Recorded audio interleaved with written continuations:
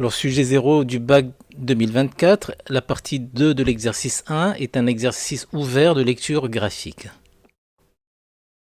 On a représenté les courbes C et CK sans indiquer les unités sur les axes, ni le nom des courbes. Donc pas d'unité sur l'axe des Y, ni sur l'axe des X, et on ne connaît pas le nom des deux courbes. Alors ce qu'on sait, c'est que la courbe C est la courbe représentative de h de x égale à e moins x, et CK, c'est la courbe représentative de fk de x égale à x plus k facteur de e moins x.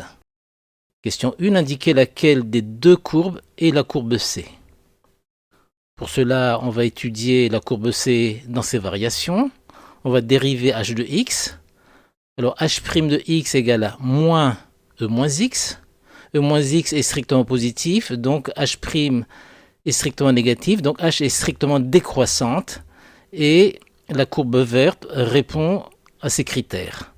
Donc la courbe verte est la courbe C, donc l'autre courbe est la courbe CK. Question 2, déterminer la valeur de K de fk de x et placer l'unité sur chacun des deux axes du graphique.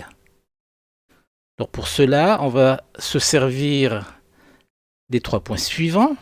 Le premier point vert, le deuxième point rouge et le troisième point bleu. Le premier point, c'est le point A de coordonnées. C'est un point de la courbe C, donc ses coordonnées sont 0 et h de 0. h de 0, c'est égal à e moins 0, donc c'est égal à 1. Ce qui nous permet de graduer l'axe des Y. Donc là, on a plus 1, on prend la règle, on s'aperçoit que de 0 à 1, il y a 3 cm, et le point rouge se trouve à 6 cm, donc le point rouge représente plus 2. Ensuite, on va regarder les coordonnées du point B, qui est un point de la courbe CK. Fk de 0, c'est égal à 0 plus K fois E moins 0. Donc c'est égal à K. Donc K est égal à 2.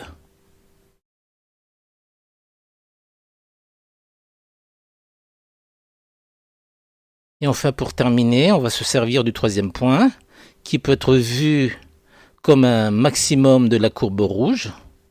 Donc là, on a une tangente horizontale. Donc on cherche l'abscisse de ce point. On va prendre f2 de x et on va dériver f2 de x. On va donc dériver f2 de x, qui est un produit de deux fonctions. Ça se dérive de façon classique.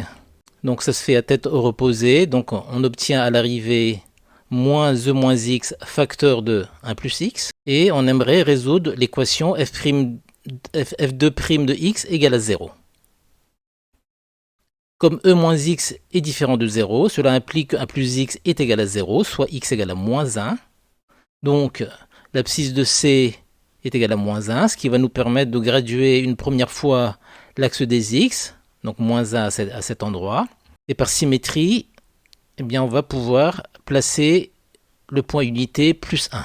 Donc on a pu graduer les deux axes et on a trouvé la valeur K de Fk.